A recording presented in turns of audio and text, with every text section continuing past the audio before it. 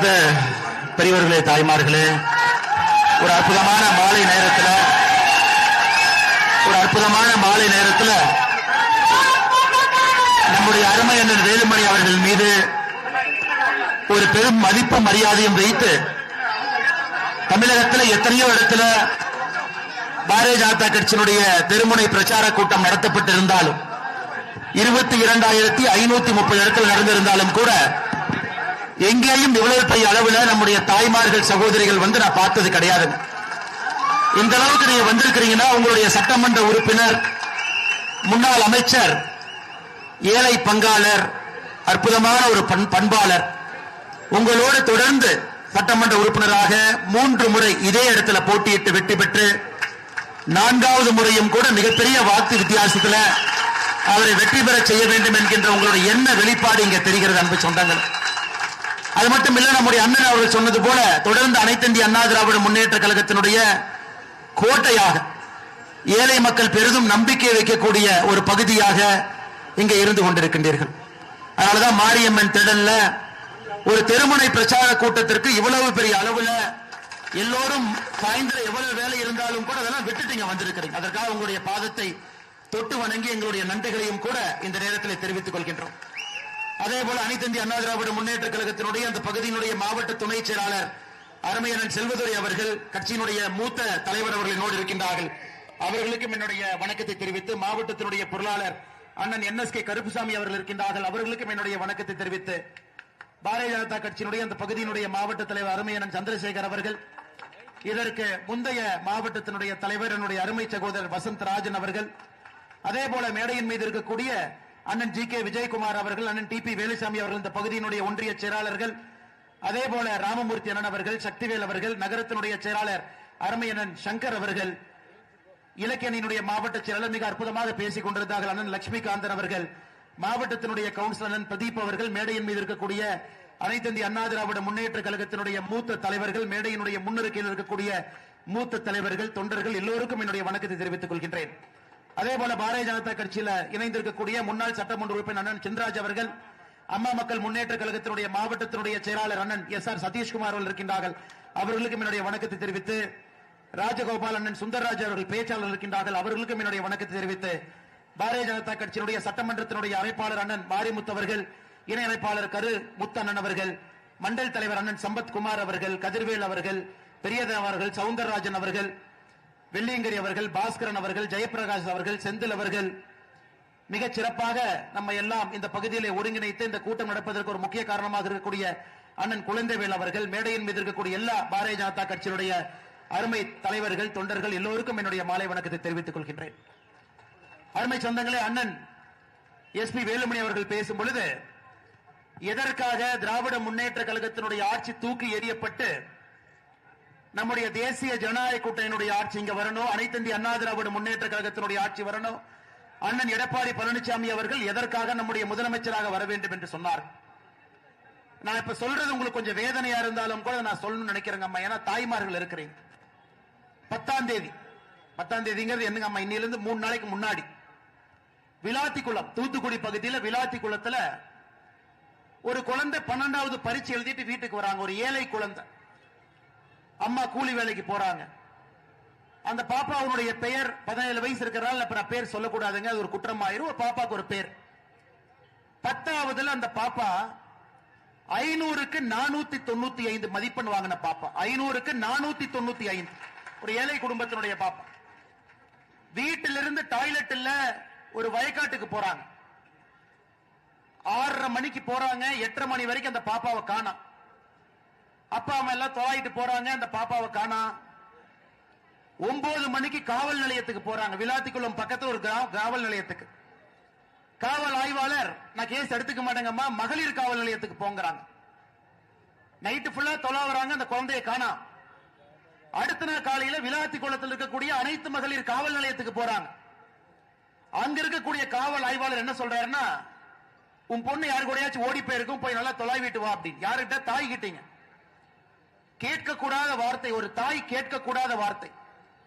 மறுபடியும் வர்றாங்க, மத்தியானம் வரைக்கும் தொலாவுறாங்க. மத்தியானம் 1:30 மணிக்கு அந்த பாப்பா காணாம போனது 10ஆம் தேதி சாயந்தரம் 6:30 மணிக்கு 11ஆம் தேதி மத்தியானம் 1:30 மணிக்கு எங்க இதற்கு முன்னாடி தொலாவினாங்களோ வயல்வெளி பகுதியில் அந்த பாப்பா பாலியல் துன்புறுத்தப்பட்டு கழுத்து நெரிக்கப்பட்டு கொலை செய்து கயவர்கள் தூக்கி வீசிட்டு போயிட்டாங்க.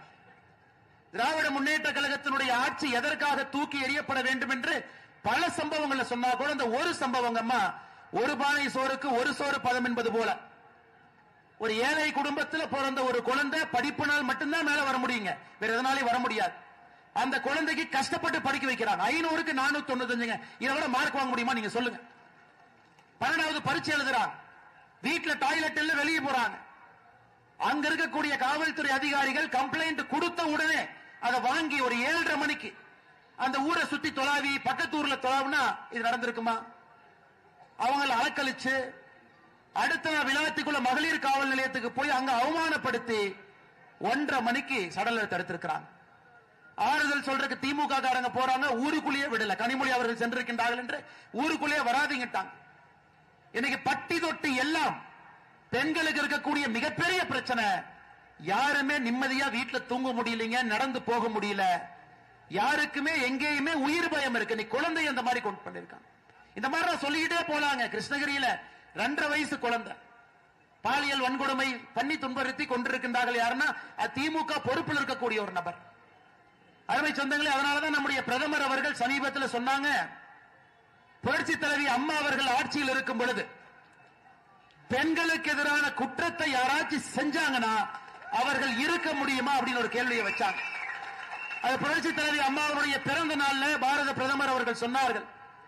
அப்படிப்பட்ட தமிழகத்தில் இன்னைக்கு திராவிட முன்னேற்ற கழகத்தினுடைய ஆட்சியில ஒரு குழந்தை, பெண் குழந்தையா இருக்கட்டும், தாய்மாரா இருக்கட்டும், மூதாட்டியா இருக்கட்டும், 65 வயது 75 வயது மூதாட்டியா இருக்கட்டும், யாருக்குமே பாதுகாப்பு இல்லாத ஒரு தமிழகம். இந்த ஒரே ஒரு காரணத்திற்காக நீங்க திராவிட முன்னேற்ற கழகத்தை ஆட்சியிலிருந்து தூக்கி போட வேண்டிய கட்டாயம் நமக்கு இருக்குதுங்க. அம்மா அண்ணன் எடப்பாடி பழனிசாமி அவர்கள் நல்ல அனுபவம், முதலமைச்சராக அனுபவம், சட்டமன்ற உறுப்பினராக அனுபவம், ஏழை மக்களோடு சேர்ந்து பழகிய ஒரு அனுபவம், விவசாய குடும்பத்தில் பிறந்த ஒரு அனுபவம், சின்ன ஒரு கிராமத்தில் பிறந்த இன்னைக்கு ஒரு மிகப்பெரிய கட்சியினுடைய பொதுச் செயலராக இருக்கக்கூடிய அனுபவம். அரசியல்ல ஒரு பொறுப்புக்கு வர்றவங்க, அதிகாரத்துக்கு வர்றவங்க இப்படித்தான் இருக்கணும்னு நினைப்போம். நம்மள மாதிரி இருக்கணும், நம்ம பிரச்சனையை புரிஞ்சுக்கணும், நம்மளைய பார்த்தாலே என்னன்னு உங்களுக்கு தெரியணும். தங்கத்தட்டுல சாப்பிட்டு கூடாது, தங்க ஸ்பூன்ல சாப்பிட்டு கூடாது, காலையில 11 மணிக்கு எந்திரிச்சிருக்க கூடாது, தோட்டத்தில் வேலை செஞ்சிருக்கணும். அவர்கள் நம்முடைய தலைவர்களாக வந்தால் நம் பிரச்சனை தெரியும் என்று நினைப்போம். இன்னைக்கு அந்த மாதிரி ஒரு தலைவர் நமக்கு இருக்கிறாங்க. முதலமைச்சர் வேட்பாளர் நம் முன்னால் இருக்கின்றார்கள். நீங்க எதுவுமே யோசிக்கிறதுக்கு ஒண்ணுமே இல்லைங்க. நான் தொண்டாமுத்தூர் தொகுதிக்குள்ள வரும் பொழுது திமுக காரங்க இன்னைக்கு போஸ்டர் மட்டும்தான், வேற எங்கேயும் மக்கள் அவங்களை எங்கேயும் ஊருக்குள்ளேயே விடுறதில்லை. ஒரு போஸ்ட் ஒட்டிந்தாங்க தொண்டாமுத்தூர் தொகுதிக்கு வெளியே பார்த்தேன். இந்த முறை வெச்ச குறி தப்பாது, தொண்டாமுத்தூர்ல 3 முறை தோத்து மறுபடியும் அதே குறியை வைத்து மறுபடியும் தொண்டாமுத்தூர்ல மிகப்பெரிய வாக்கு வித்தியாசத்தில் திராவிட முன்னேற்ற கழகம் நீங்க தோக்கத்தான் போறாங்க. அதுக்கு எதுக்கு வீணா போஸ்டருக்கு செலவு பண்ணி அது ஒற்றவங்களுக்கு எல்லாம் செலவு பண்ணிட்டு ஏதை பண்ணிட்டு இருக்கிறீங்க? இன்னைக்கு திராவிட முன்னேற்ற கழகத்தை பொறுத்தவரை நாங்க தாய்மார்களுடைய வங்கி கணக்குக்கு 5000 ரூபாய் போட்டோம், 5000 ரூபாய் போட்டோம். இது ஒரு படத்துல ஜனகராஜன் ஒரு டவுன் பஸ் ஏற போற, எதுக்கு சந்தோஷமா இருக்கீங்கன்னா என் பொண்டாட்டி ஊருக்கு போயிட்டு அதனால நான் சந்தோஷமா இருக்கிறேன். அந்த மாதிரி இல்லை. இன்னைக்கு தாய்மார்களுக்கு தெரியும், இன்னைக்கு அதனால தாய்மார்கள் சந்தோஷமா இருக்கிறாங்க. 5000 ரூபாய் அக்கௌண்ட்டுக்கு வந்துருச்சு, எங்களுக்கு ஓட்டு போட போறாங்க. எந்த தாய்மார்களும் சந்தோஷமா இல்ல. அவங்களுக்கு வர வேண்டிய பணம் வங்கி கணக்குக்கு வந்திருக்கு, அவ்வளவுதான். உங்க பணம் உங்க வங்கி கணக்குக்கு வந்திருக்கு. இதுல சந்தோஷப்படுறதுக்கு ஒண்ணு இல்லைங்களேங்கம்மா. 28 மாதம் பணம் கொடுக்காம, 28 மாதம் பணம் கொடுக்காம சட்டமன்றத்தில் நம்முடைய சட்டமன்ற உறுப்பினர்கள் எல்லாம் சண்டை போட்டு 29வது மாசத்துல 1000 ரூபாய் கொடுத்து இன்னைக்கு 32 மாசத்துக்கு 32,000 ரூபாய், பொங்கலுக்கு 5000, மொத்தமா திராவிட முன்னேற்ற கழகம் இந்த ஆட்சியில உங்களுக்கு 5 ஆண்டுகள்ல கொடுத்த பணம் என்பது 37,000. 1825 நாளுங்கம்மா. கணக்கு போட்டு பார்த்தா ஒரு நாளைக்கு 20 ரூபாய் கொடுத்திருக்காங்க. ஒரு நாளைக்கு 20 ரூபாய் உங்களுடைய வங்கி கணக்கு கொடுத்திருக்காங்க. ஒரு நாளைக்கு 20 ரூபாய். எதுக்கு திமுக காரங்க கொக்கரிச்சிட்டு இருக்காங்கன்னு எனக்கு தெரியலீங்க. ஆனா இன்னைக்கு 28 மாதமும் வர வேண்டிய பணம் வரல. அண்ணன் எடப்பாடி பழனிசாமி அவர்கள் சொன்னது போல நாம் ஆட்சிக்கு வந்தவுடன் 1,30,00,000 தாய்மார்களுக்கு இன்னும் அதிகமாக, நிறைய தாய்மார்கள் அவங்க சேர்த்தவே இல்லை, அவர்களுக்கு 1000 ரூபாயிலிருந்து 2000 ரூபாயாக உயர்த்தப்படும் என்கின்ற தேர்தல் வாக்குறுதி. அது மட்டும் இல்லைங்கம்மா, 5 வருஷமா கஷ்டப்பட்டீங்க. கரண்ட் பில்லு நீங்க கட்டாத பில்லே கிடையாது. பால் பில்லு, சொத்து வரி என்ன இருக்குதோ எல்லாத்தையும் புடுங்கி பிசைந்திருக்கின்றார்கள். அதனால் ஒரு குடும்பத்திற்கும் ஆட்சிக்கு வந்தவுடன் தேசிய ஜனநாயக கூட்டணி நம்ம தேர்தலில் வெற்றி பெற்று ஆட்சிக்கு வந்தவுடன் முதல் நாள் நம்முடைய தாய்மார்களுக்கு வங்கி கணக்குக்கு 10,000 ரூபாய் உங்களுடைய வங்கி கணக்குக்கு வர இருக்கு. எனக்கு புரியலைங்க, திமுக காரங்க எந்த உலகத்தில் வாழ்ந்து கொண்டிருக்கின்றார்கள்? 5000 ரூபாய் கொடுத்துட்டோம், அதனால தாய்மார்கள் ஓட்டு போடுவாங்க. தாய்மார்களுக்கு வர வேண்டிய பணத்தை அதுவும் சரியாக கொடுக்காம பாதி பணத்தை கொடுத்துட்டு 5 வருடத்தில் 1825 நாள்ல ஒரு நாளைக்கு 20 ரூபாய் கொடுத்துட்டு தாய்மார்களுக்கு எதிராக சட்டம் ஒழுங்கு சீர்குலைத்து 17 வயசு இருக்கக்கூடிய குழந்தை பாலியல் வன்கொடுமையில துன்புறுத்தப்பட்டு இறந்து, 2.5 வயசு குழந்தை கிருஷ்ணகிரியில இறந்து, கோயம்புத்தூர்ல விமான நிலையத்துக்கு பக்கத்துல ஒரு கல்லூரியில படிக்கக்கூடிய குழந்தைக்கு பாலியல் தொந்தரவு கொடுத்து எப்படிப்பட்ட ஆட்சியை நடத்திக்கிட்டு இருக்கிறாங்க. அருமை சொந்தங்களே, இந்த முறை எந்த காரணத்திற்கும் கூட நீங்க தொண்டாமுத்தூர்ல கண்டிப்பா திமுக அந்த தொகுதி பக்கமே நீங்க விட போறது இல்ல. இருந்தும் நம்ம பொதுப்படையாக சொல்லுகின்றோம், தமிழகத்தில் 234 தொகுதியிலும் நாம திராவிட முன்னேற்ற கழகத்துக்கு எங்கேயாச்சும் ஓட்டு போட்டுட்டோம்னா நம்முடைய தலையின் மீது நாமே மண்ணை அள்ளி போடுவது போல் ஆகிவிடும். நல்லா இருக்கக்கூடிய குடும்பத்தை நாமளே கெடுத்த மாதிரி ஆயிருங்க. அதனால் நம்முடைய தாய்மார்கள் சகோதரிகள் எப்பவுமே இவங்க தான், தாய்மார்கள் தான் அரசியல் திசையை மாத்துவாங்க, அரசியல் களத்தை மாத்துவாங்க. யார் ஆட்சிக்கு வர முடியும் என்கின்ற தீர்மானத்தை தாய்மார்கள் முதல்ல எழுதுவாங்க. ஏழை தாயா இருக்கலாம், கூலி வேலை செய்யக்கூடிய தாயா இருக்கலாம், 100 நாள் வேலை வாய்ப்புக்கு செல்லக்கூடிய தாயா இருக்கலாம். நீங்க தீர்மானம் பண்ணிட்டீங்க, இந்த முறை நமக்கு திராவிட முன்னேற்ற கழகத்தினுடைய ஆட்சி வேண்டாம். பொய்யா பேசுறாங்க, அந்த பொய்யை சரி செய்வதற்கு நமக்கு நேரம் போயிடும். ஆட்சிக்கு வந்துட்டா 100 நாள் வேலை வாய்ப்பு திட்டத்தை நிறுத்தி விடுவார். சகோதரி, உங்களுக்கு தெரியும், மோடி ஐயா பாராளுமன்றத்தில் 1 மாதத்திற்கு முன்பு சொல்லி இருக்கின்றார்கள், இன்றையிலிருந்து 100 நாள் வேலை வாய்ப்பு திட்டம் என்பது இந்தியா முழுவதுமே 125 நாளாக உயர்த்தி இருக்கின்றார்கள் மோடி ஐயா. இப்ப எடப்பாடி என்ன இன்னும் ஒரு படி மேல. நாம ஆட்சிக்கு வந்தவுடன் தமிழகத்தில் 125 நாளாக மத்திய அரசு அறிவித்த 100 நாள் வேலை வாய்ப்பு திட்டத்தை 150 நாட்களாக நாம் உயர்த்திருக்கின்றோம். எல்லோருக்கும் எல்லாம் என்கின்ற அடிப்படையில் நம்முடைய தேர்தல் வாக்குறுதியா இருக்கட்டும், நம் மக்களுக்கு செய்யக்கூடிய பணிகளாக இருக்கட்டும், நம் மக்களை பார்த்துக் கொள்ளக்கூடிய விதமாக இருக்கட்டும், எல்லா மக்களையும் அரவணைத்து எடுத்துச் செல்ல வேண்டும் என்று நினைக்கின்றோம். தமிழகத்தில் இருக்கக்கூடிய நாம் எல்லோரும் ஒரே குடும்பம். திராவிட முன்னேற்ற கழகத்தை பொறுத்தவரை அவங்களுக்கு ஒரே ஒரு குடும்பம், அது சபரீஷன் அவருடைய குடும்பம், உதயநிதி ஸ்டாலினுடைய குடும்பம். வேற யாரும் அவங்க குடும்பம் கிடையாது. அதனால அருமை சொந்தங்களே, என்ன நம்மளை ஏமாத்த பார்த்தாலும், என்ன பொய்யை சொன்னாலும், எந்தவித அபாண்டமான குற்றச்சாட்டை வைத்தாலும் நாம் ஒரு அணியில் இருக்க வேண்டும். அது நம்முடைய அணி, அது நல்லவர்களுக்கான அணி, அது தமிழ்நாட்டுக்கான அணி, அது தேசிய ஜனநாயக கூட்டணியினுடைய அணி. அருமை சொந்தங்கள், அது மட்டும் இல்லைங்கம்மா, சமீபத்தில் அனைத்து இந்திய அண்ணா திராவிட முன்னேற்ற கழகத்தினுடைய ஐடி விங் செயலாளர் தம்பி ஒரு வீடியோ எடுத்து போட்டிருந்தார். அந்த வீடியோ நானும் முகநூல் எடுத்து போட்டேங்கம்மா. நம்முடைய வடவள்ளி பகுதி, கோயம்புத்தூர் இருக்கக்கூடிய வடவள்ளி 36வது வார்டுல ஏழை மக்களுக்காக ஒரு ஆரம்ப சுகாதார நிலையத்தை கட்டியிருக்கிறாங்க. ஆரம்ப சுகாதார நிலையம்.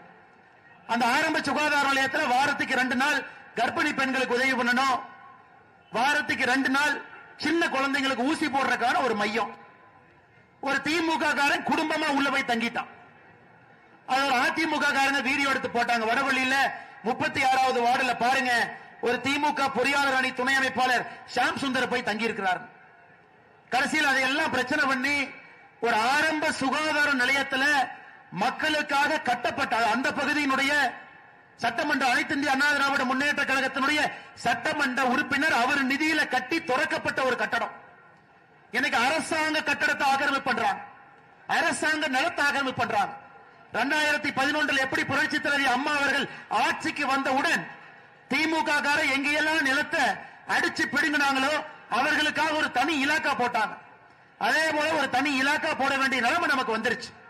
ஏழை தாயினுடைய வயிற்றிலே அடித்து பிடுங்கி அரசு சொத்தை அபகரித்து கொள்ளையடித்து ஊழல் செய்து இன்னைக்கு மக்களுக்கு சட்டம் ஒழுங்கு பாதுகாப்பு இல்லாத ஒரு தமிழகத்தை உருவாக்கி இருக்கக்கூடிய திராவிட முன்னேற்ற கழகத்தை நம்ம வீட்டுக்கு அனுப்ப வேண்டிய கட்டாயம் நமக்கு இருக்குங்க. நமக்கு இந்த ஆட்சி வேண்டாம், ஸ்டாலின் ஐயா வேண்டாம். 5 வருஷம் நம்ம பார்த்துட்டுங்க. தப்பி தவறிதான் அவரே வந்தாருங்க. 4 லட்சம் வாக்கு வித்தியாசம் தான். 2021 தேர்தலை மொத்தமா எடுத்துக்கிட்டீங்கன்னா அனைத்து இந்திய அண்ணா திராவிட முன்னேற்ற கழகம் தலைமையிலான தேசிய ஜனநாயக கூட்டணியும் திராவிட முன்னேற்ற கழக கூட்டணி அந்த பக்கம் பாத்தீங்கன்னா மொத்த தமிழ்நாட்டுக்கு சேர்த்து 4.5 லட்சம் ஓட்டு தான் வித்தியாசம். அது பெரிய வித்தியாசம் கிடையாதுங்க. அதனால் இந்த முறை எந்த காரணத்திற்கும் கூட திராவிட முன்னேற்ற கழகத்தை நாம் ஆட்சியில் விடக்கூடாது. அவங்க நமக்கு வேண்டாம், வெறும் பொய்யை மட்டும் சொல்றாங்க. இன்னைக்கு எதற்காக பாரதிய ஜனதா கட்சி நாம் எல்லோரும் ஒரே அணியில ஒருங்கிணைந்து அண்ணன் எடப்பாடி பழனிசாமி அவர்களை முதலமைச்சராக கொண்டு வர வேண்டும் என்று ஏன் பேசுகின்றோம்? ஏன்னா பாரத தலைவர் ஐயா நரேந்திர மோடி அவர்கள் உத்தரவு போட்டிருக்கிறாங்க. என்ன சொல்லியிருக்கிறாங்க? அதிமுக ஆட்சியில் இருந்த பொழுது இந்தியாவில் எங்கேயுமே 2016 இருந்து 21 வரை ஒரே நேரத்தில் 11 மருத்துவக் கல்லூரி ஒரே நேரத்தில் நம்ம கொடுக்கலீங்கம்மா. தமிழகத்துக்கு கொடுத்தோம், கேட்டு வாங்கினாங்க, சிறப்பா செஞ்சாங்க.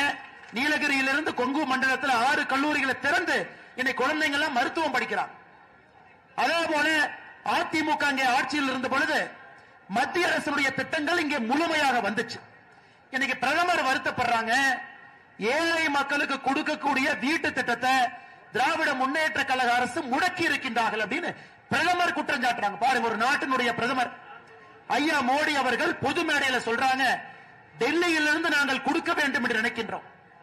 தமிழக மக்களுக்கெல்லாம் கிராமப்புறத்தில் வீடு கொடுக்கணும்னு நினைக்கிறோம். அதையெல்லாம் முடக்கி வைத்திருக்கின்றார்கள்.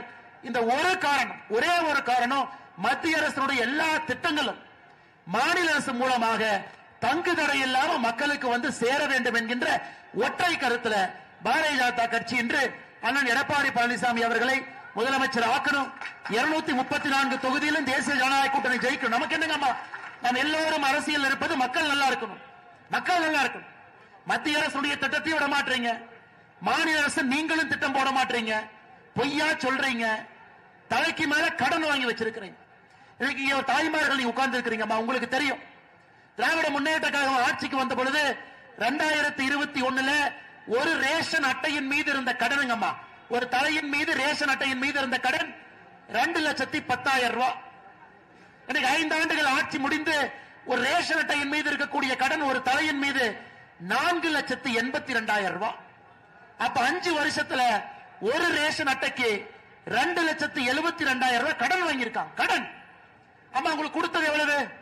32,000 ரூபாய், 32 மாசம் 1000, 5,000 ரூபாய் பொங்கல், 37,000. அது 1,825 நாள், 5 வருஷம் கணக்கு போட்டா ஒரு நாளைக்கு 20 ரூபாய் பாக்கெட்ல 20 ரூபாய். ஆனா உங்க மேல கடன் வாங்கி இருக்கிறது 5 ஆண்டுகள்ல 2,72,000. 2,72,000 5 வருஷம் பாருங்க, ஒரு நாளைக்கு 150 ரூபாய் கடன். இதுதாங்க கருணாநிதி தனம் நம்ம சொல்றோம் இல்லைங்களா? அடிக்கடி கருணாநிதி தனம்னு சொல்றோம். ஏன்பா என் தலைமையில 150 ரூபாய் கடன் வாங்கி என் பாக்கெட்ல 20 ரூபாய் வச்சு 130 ரூபாய் நீ ஆட்டையை போட்டேன்னு சொல்லுவாங்கல்லங்கம்மா, அதான் இந்த 5 ஆண்டு. இதுக்கு ஒரு பேரு திராவிட மாடல் அரசு, இதுக்கு ஒரு பேரு வேற வச்சிருக்காங்க. இல்ல நாங்க மேடை போட்டு அண்ணன் சொன்னது போல நாளைக்கு திமுக காரங்க இங்க வந்து நாம் சொன்ன தரவு தப்புன்னு சொல்லட்டும், நான் பொது மன்னிப்பு கேட்கிறேங்கம்மா, பொது மன்னிப்பு கேட்கிறேன். இல்ல அப்படி இல்லவே இல்ல, நான் பொது மன்னிப்பு இதே இடத்துல மேடை போட்டு கேட்கிறேங்கம்மா. உங்க பேரை வைத்து ரேஷன் அட்டையை வைத்து 5 ஆண்டுகள் 2,72,000 ரூபாய் கடன், ஒரு நாளைக்கு 150 ரூபாய். ஆனா உங்களுக்கு வந்தது 20 ரூபாய், ஒரு நாளைக்கு 130 ரூபாய் உங்களுக்கு கடன். என்ன ஆச்சுங்கம்மா, என்ன ஆச்சு? ஆனால் நம்முடைய ஆட்சி வந்த பிறகு இன்னைக்கு நாம மக்களுக்கு பல விஷயங்களை சொல்லி இருக்கின்றோம். 2,000 ரூபாய் இன்னைக்கு திமுக சொல்றான், இல்ல அதிமுக சொல்லுவாங்க செய்ய மாட்டாங்க. நம்முடைய ஆட்சி மகாராஷ்டிராவில் இருக்குதுங்கம்மா. இதற்கு முன்பு கூட்டணி ஆட்சி, இன்னைக்கு கூட்டணி ஆட்சியில் இருக்கும். அங்க மகாராஷ்டிராவில் ஒரு சகோதரிக்கு 2,100 ரூபாய் நம்முடைய அரசு கொடுக்குது. 2,100. அப்ப இங்க அனைத்து இந்திய அண்ணா திராவிட முன்னேற்ற கழகத்தினுடைய பொதுச் செயலாளர் எடப்பாடி பழனிசாமி அவர்கள் ஒரு சகோதரிக்கு 2,000 கொடுப்போம்னா முதல் மாசம் முதல் நாள் 2,000 ரூபாய் கொடுப்போம்மா, 29வது மாசம் கொடுக்க மாட்டோம். அதனால எந்த அடிப்படையிலும் நீங்க திமுகவுக்கு வாக்களிக்க வேண்டிய அவசியம் இல்லைங்க. சட்டம் ஒழுங்கு கெட்டு போச்சு. தலைமீது கடன் சொல்றேன்னு சொல்லக்கூடிய பணம் நேரத்துக்கு வர்றதில்லை. எந்த இடத்திலும் கூட எந்த வேலையும் செய்யலீங்கம்மா. இன்னைக்கு ஜிடி நாயுடு பாலம், அதுக்கு மட்டும் முதலமைச்சர் வர்றாரு. அடிக்கல் நாட்டினது யாரு? அனைத்து இந்திய அண்ணா திராவிட முன்னேற்ற கழகம். கோயம்புத்தூர் மாவட்டத்துக்குள்ள சுத்தி சுத்தி சுத்தி சுத்தி முதலமைச்சர் வந்து சாம்பிராணி போடுற மாதிரி போட்டுக்கிட்டே இருக்காரு மக்களுக்கு. சாம்பிராணி போடுற மாதிரி அவர் எதுக்கு வர மாட்டார், நேரா வருவாரு. ஒரு லைப்ரரியை பார்க்கறதுக்காக ஒரு 10 பேர் சேருவாங்க, திரும்ப பிளைட்ல போயிருவார். அடிப்படையில் கிராமப்புறத்துக்கு ஆரம்ப சுகாதார நிலையத்தை கட்டி கொடுத்தாங்களா? இல்லை, இந்த ஆட்சியில வரலீங்க. கிராமப்புறத்துக்கு பேருந்து நிலையம் இந்த ஆட்சியில வரல. அண்ணன் எஸ்பிபி அவர்கள் சொன்னது போல அடுத்த கட்டம் செல்வதற்கான உயர் சிகிச்சை இந்த ஆட்சியில் இல்ல. ஏழை மக்கள் மடிந்து கொண்டிருக்கின்றார்கள். நான் ஒரே ஒரு புள்ளி விவரத்தை சொல்றேன் பாருங்கம்மா. நாம எல்லாம் கூட்டம் போட்டு சொல்றோம், தமிழகத்தில் ரேப் அதிகமாயிருச்சு, தமிழகத்தில் பெண்களுக்கு எதிரான குற்றம் அதிகமாயிருச்சு. நேற்று நம்முடைய உள்துறை செயலாளர் பத்திரிகையாளர் சந்திப்பு நடத்தார். நீங்க பாருங்கம்மா, தமிழகத்தினுடைய உள்துறை அமைச்சர் யாருன்னா முதலமைச்சர். பயந்து போய் அவரு வரல, டிஜிபி அனுப்புறாரு, கமிஷனர் அனுப்புறாரு, உள்துறை செயலாளர் அனுப்புறாரு. 5 பேர் வந்து இந்த மாடுகள்லாம் ஆடுகள்லாம் பாத்தீங்கன்னா இந்த பக்கரா ஆடு மாதிரி வந்து நிக்கும். அந்த மாதிரி 5 பேர் உட்கார்ந்து பத்திரிகையாளர் சந்திப்பு நடத்துறாங்க. அதுல அவங்க தரவு கொடுக்கறாங்கம்மா. 5 ஆண்டுகள்ல தமிழகத்தில் நடந்த கொலை மட்டுமே 5 ஆண்டுகள்ல தமிழகத்தில் நடந்த கொலை 8008 பேர் தமிழகத்திலே வெட்டி படுகொலை செய்யப்பட்டிருக்கின்றார்கள். 5 ஆண்டுகள் 5 ஆண்டுகள் நடந்த கற்பழிப்பு மட்டுமே தமிழகத்தில் 2080. 5 ஆண்டுகள்ல இது நல்லா கேளுங்கம்மா, 5 ஆண்டுகள்ல 18 வயசுக்கு கீழ் இருக்கக்கூடிய பெண் குழந்தை, 18 வயசு கீழ் இருக்கக்கூடிய பெண் குழந்தையின் மீது நடத்தப்பட்ட குற்ற சம்பவங்கள் 5 ஆண்டுகள்ல 39,900. நல்லா கேட்டுக்கோங்க, 39,900. அப்ப ஒரு நாளைக்கு தமிழகத்தில் 18 வயசுக்கு கீழே இருக்கக்கூடிய பெண் குழந்தைகள் 22 பேர் ஒரு நாளைக்கு. இன்னைக்கு 22 பெண் குழந்தைகள் தமிழகத்தில் 18 வயசுக்கு கீழே அவர்கள் மீது குற்றம் நடந்திருக்கு. எந்த மண்ணாங்கட்டி ஆட்சி நடத்துறாங்கம்மா? மண்ணாங்கட்டி ஆட்சி. 39,900 பெண் குழந்தைகள் 18 வயசு கீழே. நான் சொல்லுங்கம்மா, நேற்று உள்துறை செயலாளர் அவர் நடத்திய பத்திரிகையாளர் சந்திப்புல கொடுத்த பேட்டி நான் சொல்றேன். எந்த காரணத்திற்கும் திராவிட முன்னேற்ற கழகம் தமிழகத்தில் திரும்ப ஆட்சிக்கு வரக்கூடாதுங்கம்மா. எந்த காரணத்திற்கும் நம்முடைய குழந்தைகள் நிம்மதியா இருக்க மாட்டாங்க. ஆனால் இன்னைக்கு நம்முடைய உறுதி என்ன? மேல மோடி ஐயா இருக்காங்க, கீழே எடப்பாடி என்ன இருக்காங்க. கோயம்புத்தூரை பொறுத்தவரை இந்த பகுதியினுடைய வளர்ச்சிக்கு மறுபடியும் அண்ணன் எஸ்பி வேலுமணி அவர்கள் வரப்போறாங்க. நம்முடைய நோக்கம் என்னன்னா, கோயம்புத்தூர் இந்த 5 ஆண்டுகள், கோயம்புத்தூர் 5 ஆண்டுகள்ல எஸ்பி வேலுமணி என்ன ஒரு சின்ன தப்பு பண்ணிட்டார். 2021 என்ன பண்ணாரு? 10க்கு 10 ஜெயிச்சார். 10க்கு 10. அந்த 10க்கு 10 ஜெயிச்சது பண்ண தப்புக்கு திமுக என்ன பனிஷ்மெண்ட் கொடுத்தான்னு தெரியுமாங்கம்மா? நீங்களாம் நம்ம சில விஷயத்தை மறந்துடுறோம். கொரோனா தடுப்பூசி மருந்த கோயம்புத்தூருக்கு 3 மாசம் நிறுத்தினாங்க, குறைவா கொடுத்தாங்க. இங்கே அனைத்து இந்திய அண்ணா திராவிட முன்னேற்ற கழகம் கட்சி ஆர்ப்பாட்டம் பண்ணாங்க, பாரதிய ஜனதா கட்சி ஆர்ப்பாட்டம் பண்ணுச்சு, அமமுக ஆர்ப்பாட்டம் பண்ணாங்க, தமிழ் மாநில காங்கிரஸ் ஆர்ப்பாட்டம் பண்ணாங்க. அம்மா, நான் சொல்வது 2021 மே மாசம், ஜூன் மாசம், ஜூலை மாசம். அது எப்படி கோயம்புத்தூர்ல 10க்கு 10 இங்க தேசிய ஜனநாயக கூட்டணி ஜெயிக்கலாம்? ஆர்ப்பாட்டம் செய்து நீங்க தடுப்பூசி கம்மியா கொடுக்கறீங்க, வேற வேற பகுதிக்கு அனுப்புறீங்கன்னு சொன்ன பிறகு முதலமைச்சர் வந்து பத்திரிகையாளர் சந்திப்பு கோயம்புத்தூர் நடத்தினார். இஎஸ்ஐ மருத்துவமனைக்கு சிங்கானல்லூருக்கு போயிட்டு சொன்னார், ஐயோ அப்படி இல்லைங்க, அப்படி இல்லைங்க, நான் கோயம்புத்தூருக்கு எல்லாமே கொடுப்போம். கோயம்புத்தூர் மக்கள் தெளிவா இருக்கிறாங்க. இன்னைக்கு தயாநிதி மாறன் சொல்றாரு, கோயம்புத்தூர்காரங்க பக்கத்தூர்காரங்களை கெடுப்பாங்களாமா. பாருங்கம்மா, தயாநிதி மாறன் அவர் சொல்லும் போது அதை கேட்டு கை தட்டி சிரிச்சது யாருன்னா செந்தில் பாலாஜி, 10 ரூபா பாலாஜி. தயாநிதி மாறன் அம்மா, என்னைக்கு கருணாநிதி அவர்கள் ஒரு முறை சொன்னார்கள், நெல்லை எங்கள் எல்லை, குமரி எங்கள் தொல்லை. அதாவது திருநெல்வேலி வரைக்கும் தான், கன்னியாகுமரிக்குள்ள நாங்க போக மாட்டோம். அன்றையிலிருந்து கன்னியாகுமரி திராவிட முன்னேற்ற கழகத்துக்கு இல்லை, அது காங்கிரஸ் கிட்ட இருக்கும், வேற கட்சி கிட்ட இருக்கும். நெல்லை எங்கள் எல்லை, குமரி எங்கள் தொல்லைனார். அன்னையோட கன்னியாகுமரி வெளியே போயிடுச்சு. திமுக காரன் நான் ஓட்டு போட மாட்டேன். இன்னைக்கு தயாநிதி மாறன் சொல்லுகின்றார், கோயம்புத்தூர்காரங்க குசும்காரங்க பக்கத்தூர்காரங்களை கெடுப்பாங்க. கோயம்புத்தூர்காரர்கள் அவர்களும் வாழ்வார்கள், வெளியே இருந்து யார் வருகின்றார்களோ அவர்களையும் வாழ வைப்பார்கள். இந்த மண்ணிற்கான அதற்கு நானே ஒரு உதாரணம்.